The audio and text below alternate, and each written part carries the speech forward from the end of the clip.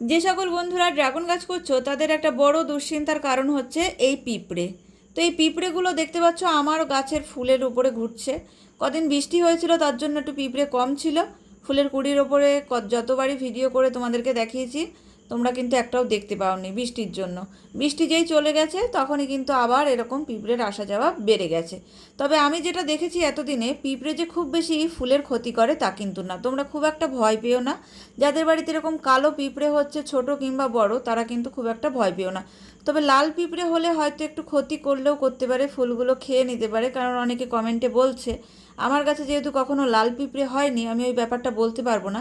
তাই জন্য তোমাদেরকে বলেছি কাকা কিংবা নিম তেল দিয়ে স্প্রে করো, পিঁপড়ে চলে যাবে। তবে পিঁপড়ে নিয়ে খুব একটা দুশ্চিন্তা করার কারণ নেই যদি এরকম কালো পিঁপড়ে হয়। আমি যা দেখেছি, ফুল যা নষ্ট হওয়ার ওই ছোটো অবস্থাতেই হয়, এরকম বড় অবস্থায় কিন্তু যতই পিঁপড়ে ঘোরাফেরা করুক না কেন, কোনো ফুলের ক্ষতি করতে পারে না।